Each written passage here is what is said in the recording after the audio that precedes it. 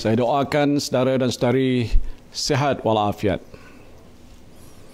Saya memandang serius trend peningkatan kes-kes positif COVID-19 secara mendadak di negara kita ini pada masa ini. Dalam apa yang disebut sebagai gelombang ketiga COVID-19 ini, hanya dalam tempoh sebulan yang lalu, hampir 20,000 kes positif baru dicatatkan di Malaysia berbanding 10,576 kes dalam tempoh 6 bulan sebelumnya. Jumlah keseluruhan kes positif setakat 30 Oktober 2020 ialah 30,090 kes dengan 246 kematian.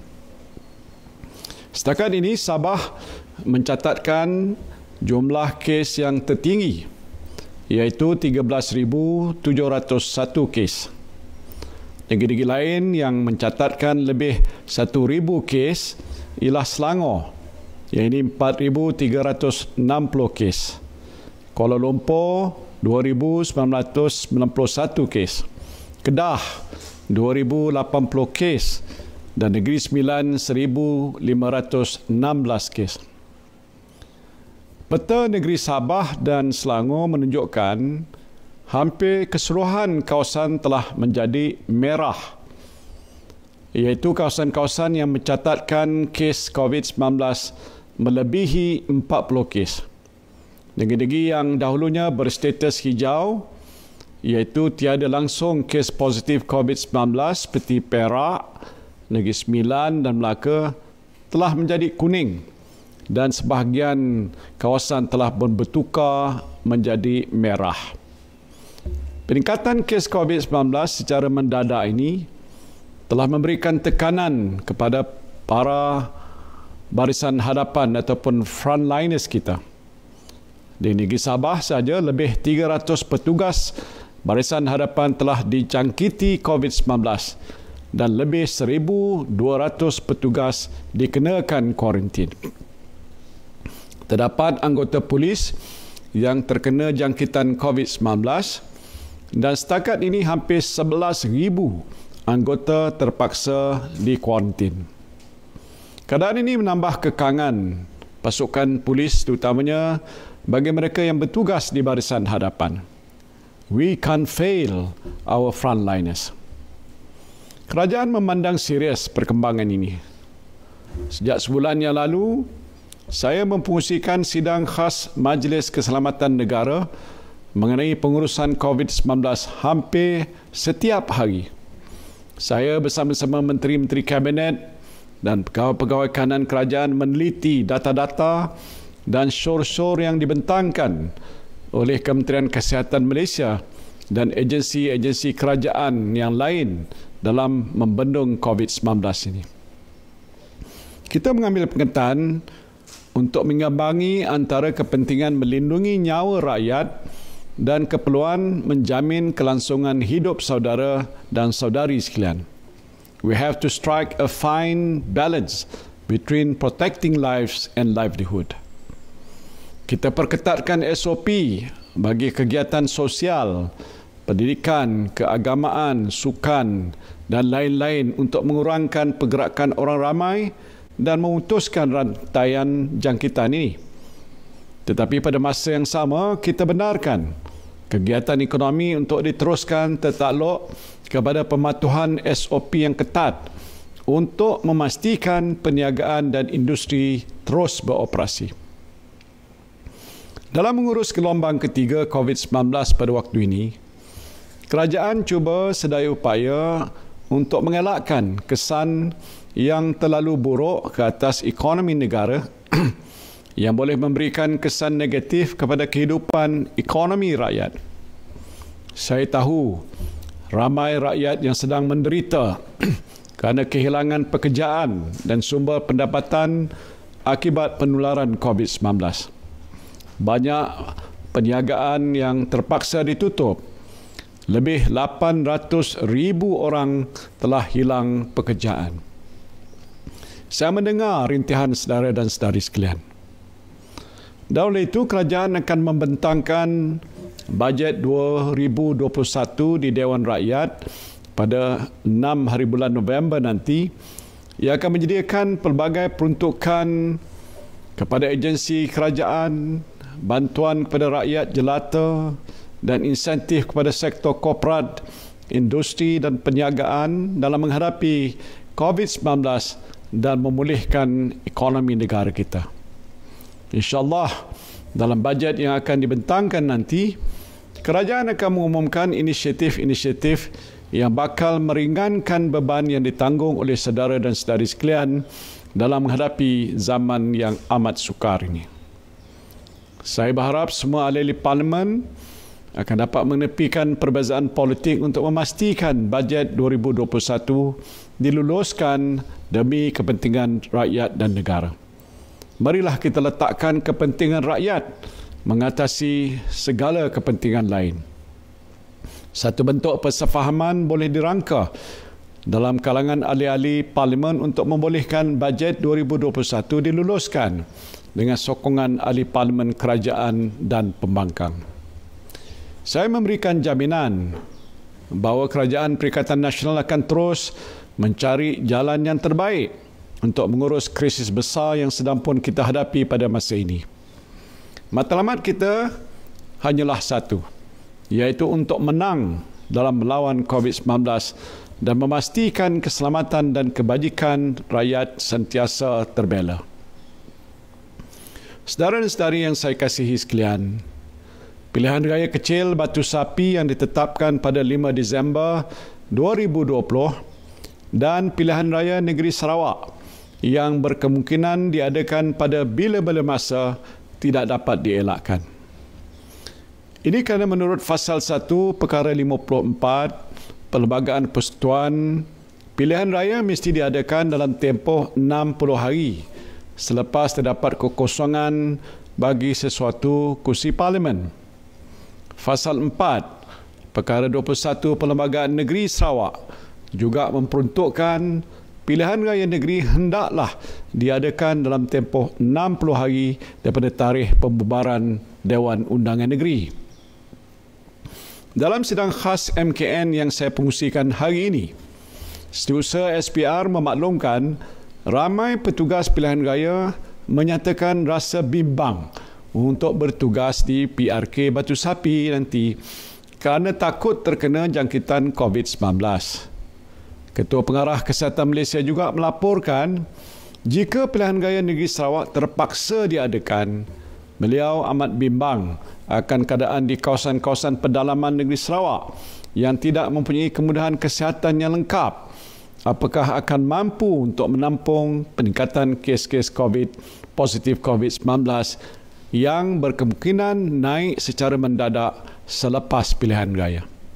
Upayaan frontliners dan logistik kesihatan juga akan menjadi semakin terkekang dengan keadaan geografi negeri Sarawak yang luas dan setengah kawasan amat sukar untuk diakses.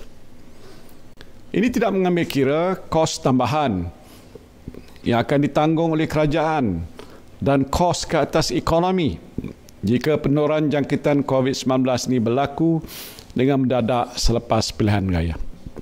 Di negeri Sabah saja dianggarkan kerajaan terpaksa membelanjakan RM500 bilion jika PKP terpaksa dilaksanakan. Ini pandangan yang diberikan oleh pihak yang pakar dalam pengurusan pilihan raya dan kesihatan di negara kita. Saya mestilah mendengar pandangan mereka. Ada pihak mencadangkan pada saya supaya kita perketatkan SOP pilihan raya. Ya, boleh. Saya akan teliti SOP yang disediakan oleh SPR untuk PRK Batu Sapi dan PRN Sarawak. Cuma saya tahu banyak kekangan yang dihadapi oleh SPR untuk menggubal satu SOP yang benar-benar berkesan dalam memastikan tiada jangkitan langsung semasa pilihan raya diadakan. Antaranya ialah kekangan untuk menghalang pergerakan pengundi di kawasan merah untuk keluar mengundi kerana mereka ada hak untuk mengundi di sisi perlembagaan. Batu Sapi adalah kawasan merah sekarang. Kita minta penduduk Batu Sapi supaya duduk di rumah Tetapi oleh kerana ada pilihan raya, mereka terpaksa keluar beramai-ramai untuk mengundi. Mungkin peratusan keluar mengundi juga akan menjadi rendah. Tetapi itulah demokrasi. Begitu juga penggerakan pengundi dari kawasan merah ke kawasan hijau juga tidak dapat dihalang. Cuba saudara dan saudari bayangkan. Kuching sekarang ini adalah kawasan merah yang mencatatkan lebih 70 kes COVID-19. Mengikut Perintah Kawalan Pergerakan Bersyarat yang dilaksanakan sekarang, penduduk di Kuching tidak dibenarkan keluar daripada daerah Kuching. Dengan itu, kita dapat membendung penularan COVID-19 ke daerah-daerah lain yang masih berstatus hijau, iaitu tiada langsung kes COVID-19. Tetapi jika pilihan raya terpaksa diadakan, kita tidak boleh menghalang penduduk di Kuching yang mengundi, katalah di Samarahan, di Seri Aman, di Miri, Bintulu dan lain-lain daerah untuk keluar mengundi. Begitu juga pengundi Sarawak yang tinggal di Sabah, di Selangor, Kuala Lumpur ataupun Negeri Sembilan dan lain-lain negeri yang juga mencatatkan kes-kes COVID-19 yang tinggi. Kerajaan Persekutuan dan kerajaan negeri tidak boleh menghalang mereka ini pulang untuk mengundi kerana itu adalah hak mereka di bawah perlembagaan. Mungkin ada yang kata, kenapa kita tidak buat ujian saringan kes COVID-19 ke atas semua pengundi luar negeri Sarawak yang nak balik mengundi? Isunya, siapa yang akan menanggung kos ujian? Dan apakah kita mempunyai kapasiti makmal yang mencukupi untuk melakukan ujian ke atas ratusan ribu pengundi dalam masa yang singkat? Ujian saringan pun tidak dapat menjamin mereka tidak dijangkiti selepas mengambil ujian. Oleh kerana ramai pesakit COVID-19 tidak mempunyai apa-apa simptom, kita tidak dapat pastikan dengan tepat siapa di antara mereka yang membawa virus ini dan menyebabkan jangkitan dalam komuniti. Lebih sukar lagi sekiranya jangkitan berlaku di kawasan-kawasan pedalaman yang kita tahu tidak mempunyai kemudahan hospital ataupun fasiliti kesihatan lain yang lengkap. Mereka yang dijangkiti mungkin akan meninggal dunia begitu sahaja sebelum bantuan tiba. Nauzubillah. Saya sebutkan begini kerana ia bukan perkara main-main. Ini perkara serius. Kerana itu, kalau saudara dan saudari tanya saya, pilihan raya sepatutnya tidak diadakan langsung pada hari ini. Tetapi apa boleh buat? Kerana itu adalah kehendak dalam Perlembagaan Persekutuan. Maka kita terpaksa mengadakan pilihan raya. Kecualilah jika darurat diisytiharkan di bawah perkara 150 Perlembagaan Persekutuan di Batu Sapi dan di Sarawak, maka bolehlah kita tangguhkan dahulu kedua-dua pilihan raya itu sehingga COVID-19 ini berakhir. Jika pilihan raya tidak dapat ditangguhkan atas apa sebab sekalipun, rayuan saya pada semua penduduk yang ada di Batu Sapi dan Sarawak, berhati-hatilah. Jagalah diri saudara dan saudara semua, patuhi SOP dengan penuh disiplin apabila pilihan raya diadakan. Begitu juga penduduk di negeri Selangor, wilayah Persekutuan, Negeri Sembilan, Melaka, Perak dan lain-lain negeri yang sedang mencatatkan peningkatan kes-kes positif COVID-19. Saya merayu kepada saudara dan saudari sekalian, jagalah diri masing-masing, ahli keluarga dan orang di sekeliling kita dengan mematuhi semua SOP yang ditetapkan oleh kerajaan.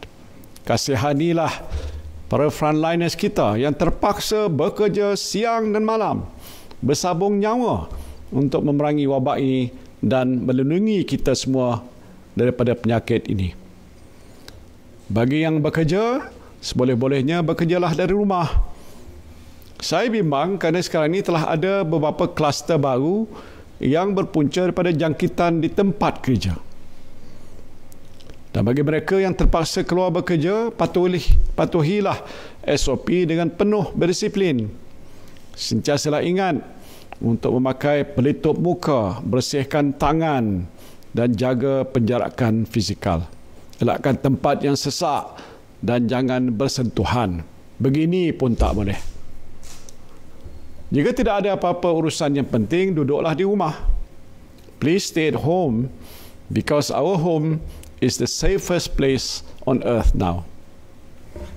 Akhir sekali saya ingin mengajak semua ahli-ahli politik, pemimpin masyarakat sivil, pertubuhan bukan kerajaan, belia, mahasiswa dan seluruh lapisan masyarakat supaya bersatu hatilah, berganding bahu dan berpadu tenaga untuk melawan COVID-19 ini.